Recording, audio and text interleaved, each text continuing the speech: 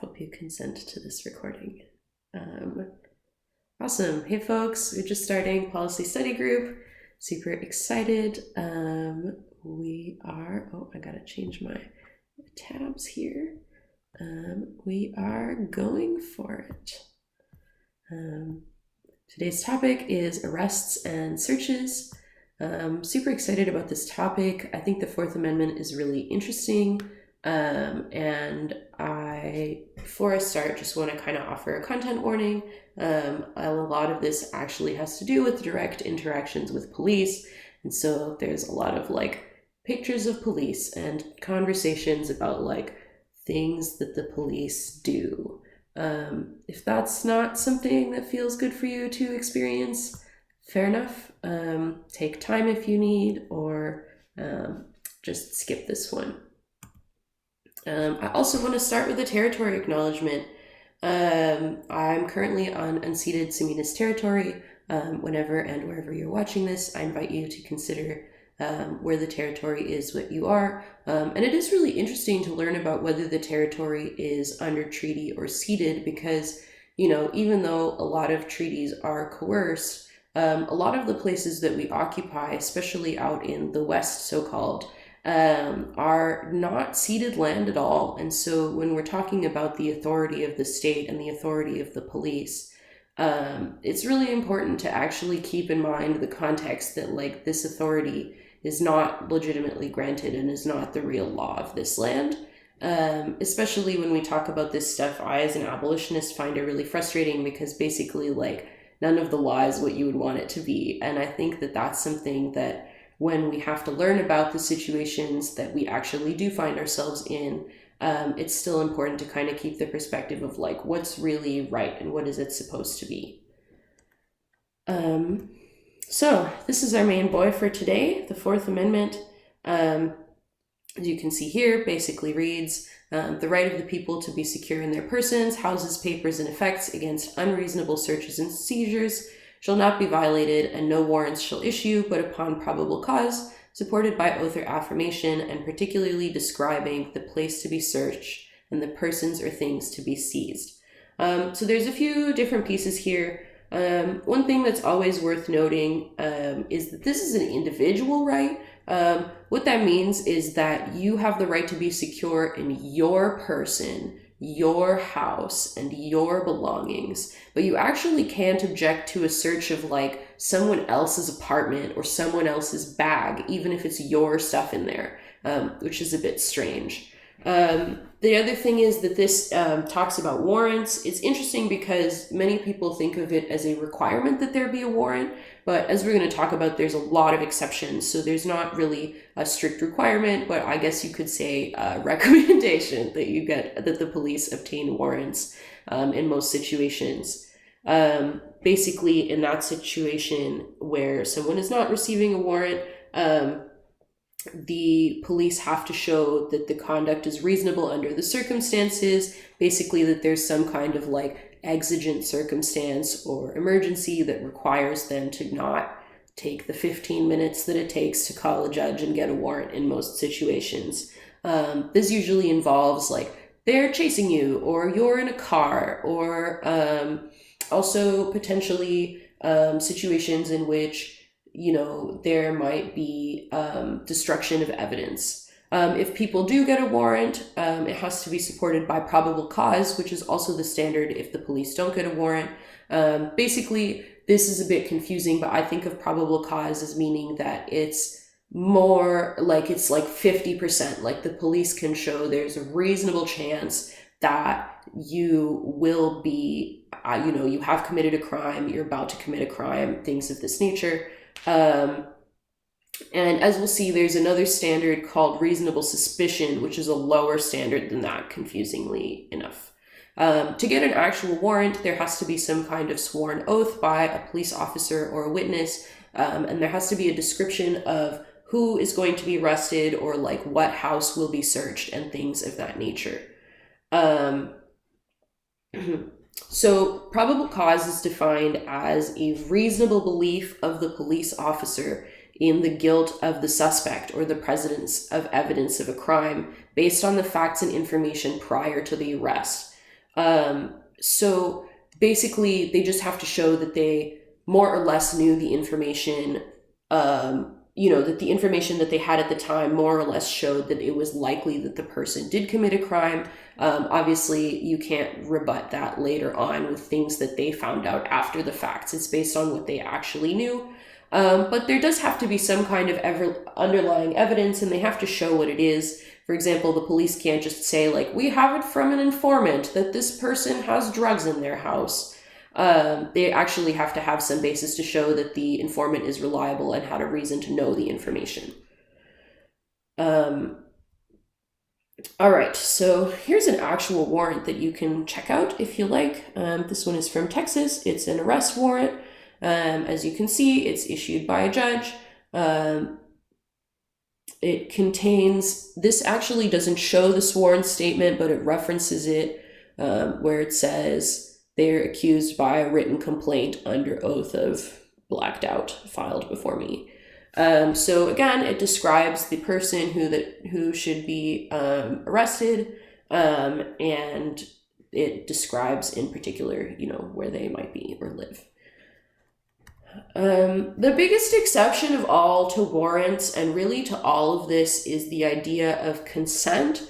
This is kind of a big exception because even though, when the judge is supposed to figure out whether you consented or not, they're supposed to think about like whether you were coerced, whether you subjectively felt like you had the ability to consent. They also are entitled to consider whether the police needed to search you, which in my opinion is not a measure of consent. And also, in a lot of this case law, one of the real issues is that there's not really a consideration of the real circumstances at play. There's not a consideration of the person's race or, like whether the person might have had previous negative experiences with the police or whether they're a person with a disability or a trans person, things that would influence their subjective perception of whether they were able to consent or not, or whether they were really in danger. There's a particular case that really speaks to this, but it's actually about probable cause, and basically what it says is like, essentially this person was searched by the police as they were just on the street. They were a random passerby, and the basis that the police said for the probable cause was that the person had tried to leave the area when they saw that the police arrived.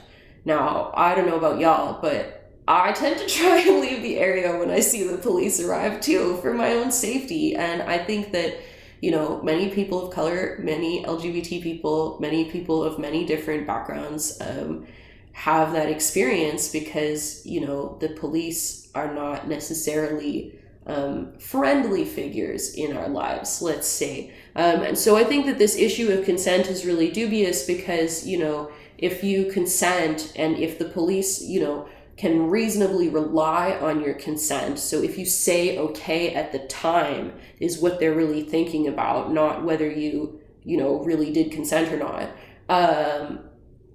Oftentimes it doesn't matter what the basis is for the search or what they end up finding, which is very frustrating. Okay, let's talk about arrests. So the definition of arrest is using legal authority to deprive a person of movement, either by force or show of authority. As we talked about in the direct action day, the key question basically is, am I free to go? If you are free to go, you're not under arrest. The police don't have to read you your Miranda warnings, and you should get the hell out of there. If you are not free to go, you are under arrest. You have a right not to incriminate yourself and the right to have a lawyer. Arrests should be made with a warrant unless there's probable cause and exigent circumstances. For example, in the context of arrest, exigent circumstances might be a reasonable belief that a person is leaving the scene of a crime or is just now going to commit a crime. It's kind of a strange side note. If you are at your own house, the police need to get an arrest warrant. But if you're at your friend's house, technically they should get a search warrant for your friend's house, as well as an arrest warrant. Otherwise, they shouldn't be entitled to enter the house. there's another key issue, which is the distinction between a stop and an arrest. So this distinction has only existed since 1968 with a court decision called Terry versus Ohio. Basically, the distinction is that a stop should be temporary, and it involves questioning in search of weapons or contraband. Unlike an arrest or a search, a stop only requires reasonable basis or reasonable suspicion for the stop. Reasonable suspicion can also be founded on less information and be less reliable information than probable cause. There can even be mistakes in the information. Oftentimes we think of stop and frisk, which is what many of the implementations of this have looked like. The frisk actually needs to have an independent basis from the stop. As we discussed, there has to be reasonable suspicion for the stop that the person has committed a crime, but to frisk the person, which is to say to pat them down on the outside of their clothing, you have to have a reason to suspect that the person is armed or dangerous. So it's not enough to say, I think this person might have some heroin on them. You have to show that they were actually endangering the police officer at the time of the stop. Unfortunately, this is basically never played out like this. Many police departments' stop and frisk policies have come under fire. Most particularly the New York Police Department. Their stop and frisk was found unconstitutional in 2013 in a court case called Floyd v. City of New York. Basically, the court case found that 83% of the stops between 2004 and 2012 involved Black and Latino people, even though those two groups are only 50% of the city's residents. Also found that, in particular, Black and Latino young men were 41% of the stops. Other stops that were disproportionate were of LGBT people, young people in general, poor people, Arab and South Asian people, and Muslim people in general. So unfortunately, this is not isolated to New York. The same problem happens pretty much everywhere. For example, in Chicago, 72% of the people who are stopped by police are Black, even though they're just 32% of the population. In DC, 70% of the people stopped by police are Black, despite the fact that, again, it's about half of the population of the city. Another thing, just going back to the topic of arrests, is that when you are arrested, but not when you are stopped, the police are entitled to search you, which actually means checking your pockets and things of that nature. It has to be limited to your person and the area where you could conceivably get a weapon or destroy evidence. So if I were to be arrested in this room, they could pretty much search this room, but they're not entitled to search the whole house. Also, this does not include digital data. The search incident to arrest does not give police the authority to actually go through your computer or your cell phone, for example. The other thing is that there are certain other types of seizures that are addressed by the Fourth Amendment. This topic is very difficult and I think is the hardest piece of all of this, which is technically the police are entitled by law in certain situations to kill people, which I think is unacceptable in general. But basically the law considers it to be a seizure under the Fourth Amendment, and so it has to be reasonable, quote unquote. This means it has to be necessary to prevent the person's escape and based on probable cause that the person poses a significant threat of death or serious physical injury to other people. However, those other people include the police, even if the police rush into the situation when it's not necessary. And it also is interpreted very broadly. For example, there's a court case called Scott v. Harris. I believe it's a Pennsylvania court case which involved an individual who was speeding. And basically the person was speeding and the police tried to pull them over. And rather than, pull over, the person who was a Black man, I guess decided it was not best for his safety to do that. And so he tried to drive away from the police. And there's actually footage of the search because there's a dashboard camera. I mean, not the search, the chase. And, the person is like stopping at red lights or like only turning right at red lights. Like they are, driving pretty safely around the other cars, indicating their lane changes, etc., etc. And the police decided to like throw this strange like net thing that they have basically to like catch the wheels of the car, so that the car would stop. But it didn't just stop the car, it flipped the car over, and the person was seriously injured to the point where they are not able to use their arms or legs anymore. And the question was like, is that really reasonable? And according to the police, the rationale was that the person could have caused a car accident and killed somebody else. But, the police caused the car accident in that case. So, super baffling. Moving on from arrests and seizures, we can talk about... Yes, Sorry. go ahead, please. Okay, if I ask a quick question about that, or Yes, go ahead. so in that vein of there's been advice given to women broadly via memes or whatever, that if you're driving, especially at night, and looks like a cop is trying to pull you over or somebody is trying to pull you over, if you're afraid of pulling over, that you can call 911 and number one, ask like if that really is a police officer, and then also state that you're going to stop at the next like convenience store or Walmart parking lot or some sort of like public lit area. And I've never known if that was accurate. And then of course, number two is like, okay, for me as a white lady, that's one thing, but in practicality, like, so I don't know if you would, I don't know that I have a question there aside from like, is that a real thing? And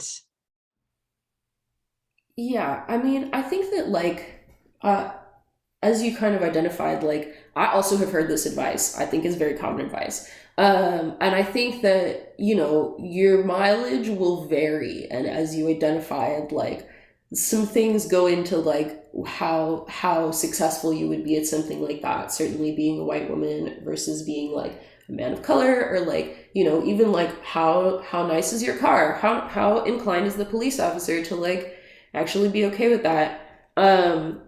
And this is something that I was going to get into a little bit later, which is kind of like the question of like, is it safe to refuse to be stopped or to refuse to be searched or to refuse to be arrested? And basically the answer is no. Even if you know that your arrest is illegal, you shouldn't resist unless the illegality is clear at the time, even in the context of like, a perfect world in which realistically the police might murder you. Even in the context of trying to like get out of the evidence or not to be charged with resisting arrest, you will still be chargeable and convictable with resisting arrest, even if there was nothing to arrest you for in the first place. Unless you can show that the illegality was clear, even to the police at the time that they arrested you. And then, in the context of incarceration, of course, folks can be like criminalized or disciplined for refusing even illegal searches. I would say the one situation, I definitely think that in most situations, it's not safe or practical to resist being stopped or arrested. However, if you are, if the police are trying to search your home or they're trying to search your bag or they're trying to search your car, you can and should make them go get a warrant, because they should not do that. And if you do allow them in, even if they tell you that you have to, which is a lie, police are entitled to lie to you, and that does not affect the consent in the eyes of the judge. they still shouldn't be searching your house, and they will be able to use the evidence that they find, even if they lie to you to make you consent. So I don't know if this is kind of a weird answer to your question. I guess like the answer, as you kind of identified, is like, it depends. Like, do you think that the police will understand your concern? Because I think like in the context of cis women being given that advice, like the concern is based on, who maybe the person is not the police. But I think for many people, the fear is not that the person might not be police. It's in fact that the person is really police. And unfortunately, that's not something that can be avoided. Certainly not by refusing a search anyway. Okay, speaking of searches, so basically searches are a little bit different than arrests. This is based on the police invading, quote, the privacy on which one reasonably relies. So everything in the search arena is based on whether you have a reasonable expectation of privacy. If you go back to the Fourth Amendment, for example, it says like your person houses papers and effects. So there's kind of like particular types of things that are listed. Basically what it means is the Fourth Amendment protects your right not to have your person searched, again, slightly different than a frisk. Or to have the inside of your house searched or the inside of your car searched. There is no reasonable expectation of privacy, according to the courts, in the outside parts of your house. Confusingly, this even applies to like the police. Even if you have like a walled backyard, if the police fly a helicopter over your house to discover that you're growing weed plants in your backyard, technically you don't have a reasonable expectation of privacy in the view of your house from above. But oddly, there is now case law saying that like if the police somehow x-ray your house, or there's a case called Kylo versus US, where basically what happened is that the police used like a heat detector to tell that the person was running lights so that they could also grow weed plants. And they said that that was an illegal search because it was sharing information that the police otherwise would not have been able to get without entering the house. So that's kind of an interesting and weird area. Theoretically, when the police do search the house, even if when they're executing a warrant, they are supposed to knock and announce themselves. However, the police may disregard the knock and announce rule when it is reasonable to do so, again, in the eyes of the judge. For example, there was a case called Richards v. Wisconsin, where the Supreme Court found that a no-knock entry is justified when, under the circumstance, knocking would be dangerous or futile or would inhibit the effective investigation of crime. So basically, if they think you have a gun, or if they think you will destroy the evidence, or if they think you're not there, then they can go in without knocking. Of course, the search of the house involves a stop of the inhabitants. That also means that they can frisk the inhabitants if they feel that they're in danger. And things that they discover during a search can be taken by the police if they are believed to be immediately incriminating. As we discussed briefly before, there's an exception to the warrant requirement for cars in general. If the car was moving at the time, like if the police like pull you over, technically that counts as a stop. If they make you stick around for a while, it can count as an arrest. The distinction is kind of loose, though. Like one court case said, if they, stop you so that they can walk a drug-sniffing dog around your car, that just counts as a stop. But if they have to call to the precinct to get someone else to bring the dog, then it's an arrest. So a little arbitrary. Also, these kinds of stops have to be justified based on reasonable suspicion, just like the stop and frisks. But that's different than having like a general checkpoint, like for DUIs on New Year's Eve, for example. In those situations, the police have to pull everyone over, or they have to show reasonable suspicion for individual people. They can't use that as a pretext to only stop people of a certain race, for example. If the police want to search the inside of the car, they can do so without a warrant, but if they want to take your car, they need a warrant to do so. Also, the case California v. Kearney established that mobile homes are considered cars for the purposes of this law, which I think is super messed up because, you know, some people, it's not their car. Okay, there's also some questions about technology. So electronic data, as I mentioned before, should have a warrant before being searched. But there's also an exception for exigent circumstances, which includes national security, which has become a huge loophole, particularly due to the Patriot Act and other reauthorizations of that law, allowing roving wiretaps, which is basically a situation where they decide, like, oh, I'm really interested in what Nikki's up to, and so I'm going to check out all of her phone records and all of her computer records and all of her conversations with everybody, which is not particularity as to what is being searched at all.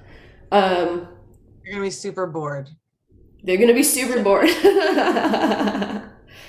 And then the key thing too with electronic surveillance is, like, there's a difference between the contents of the information and the fact of the information. For example, like, the contents includes the identity of the people talking, or the existence, substance, purport, or meaning of the communication. But if they just see, like, this person's phone was on or it pinged this cell tower, that does not actually count as a search. Especially because there's something called a third party exception. So if the information has been given to a third party, then, you know, you don't have an expectation of privacy in it anymore. Okay, and then we have searches while incarcerated. These rules are basically completely different. There's a court case called Turner v. Safley, which establishes that, like, most prison actions, including searches of the person's body, can be taken if reasonably related to a legitimate penological interest. And in the context of incarceration, even punishment is a legitimate penological interest. There are some limitations. For example, there's a right to bodily privacy in body searches. This basically only extends to, like, who gets to see you when you're being searched. So there's not supposed to be cross-gender strip searches or involuntary exposures to staff outside of the context of a legitimate strip search, unless there's a good reason for it, which is a pretty loose exception. Basically, prison searches should be reasonable based on how they're performed, the reason for the search, and the place of the search. But when you see the case law, it's pretty loose. For example, this has been used to allow blanket strip searches on entry into prisons, using folks who are incarcerated's blood and saliva for DNA tests for future criminal prosecutions, as well as if the prison has reason to believe that there are drugs, for them to strip search everyone and test their pee. However, searches, particularly strip searches, should not be conducted in an unnecessarily public manner unless there are exigent circumstances. It also varies realistically what the court thinks is acceptable based on the security level of the prison. For example, it's fine to regularly subject maximum security. I mean, I don't think it's fine, to be clear. But according to the court, it's fine to regularly subject maximum security folks to regular body cavity searches. However, in any situation, if a strip or cavity search is used for harassment or discrimination, it's unconstitutional. Also, in the context of trans folks, it's illegal for you to be strip searched or even patted down for the purpose of figuring out what your body parts are. Of course, if someone is pre-trial, there's a totally different set of standards again. In a lot of situations, that kind of gets watered down, but in the searches, it's still well preserved that there needs to be a reasonable suspicion of concealing contraband, which again is the standard for stops on the outside.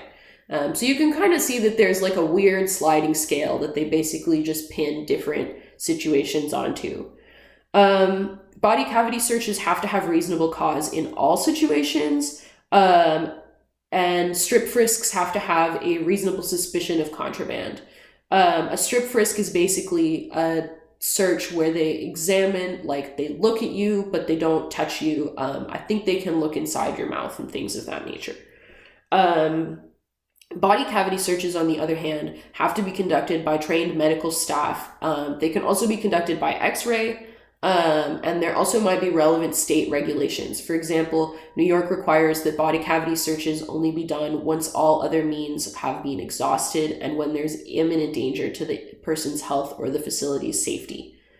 There's also some PREA regulations that go into this. Again, trans people shouldn't be strip searched to ID their genitals. They also, in general, no one should be strip searched by cross-gender staff unless there are exigent circumstances or it's medical staff. Under PREA, trans and intersex people are entitled to choose the gender of staff that they would prefer to be searched by. And incarcerated people don't really have an expectation of privacy in their cell and their belongings. So if the search is not for police purposes, but it's for the purposes of the prison trying to find contraband or anything like that, they just have to show a reasonable basis. But if the person is pre-trial or the reason their cell is being searched is to try and pin an external crime on them, they do need to have probable cause to search. Sorry, just a sec.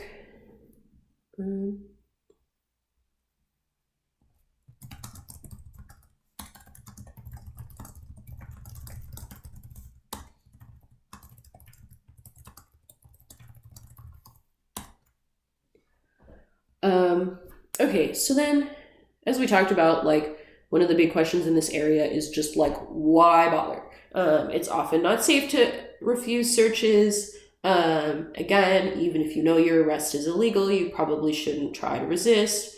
In the prison context, like we said, people can actually be criminalized more for refusing to obey orders, which is different even than like resisting arrest, because, you know, COs can order people in prison to do basically anything.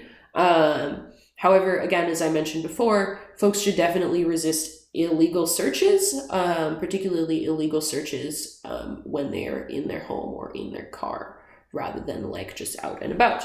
The main reason that this is moderately useful information is because it's related to evidence at trials.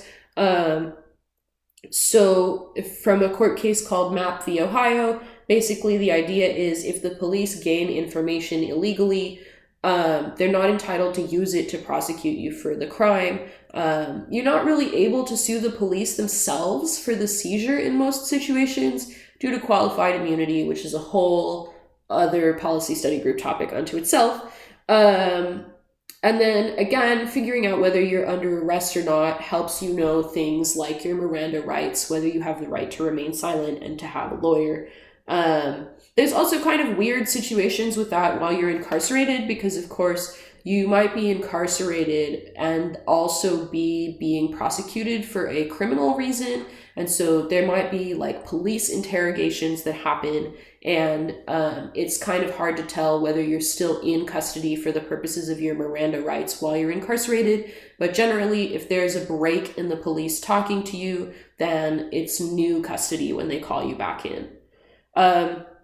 In the context of incarceration, people can raise issues about body searches as civil rights issues. That's an avenue that's, at least available to folks a little bit more. Finally, here's some resources. A couple of these are repeats from last time. There's also a really interesting resource in here about your rights in a border zone. One thing that I did not talk about is that immigration police, and now that there are police immigration partnerships, are entitled to search people under suspicion of basically being undocumented or violating immigration laws at any point within 100 miles of any U.S. border, including the ocean, which basically means that unless you are in fact in Omaha, Nebraska, you probably are in one of these border zones. And then also the Prison Rape Elimination Act toolkit that's put together by the ACLU gives some more information about trans people and LGBT people in particular's rights to searches and privacy. Cool, so I think I'll just stop it there.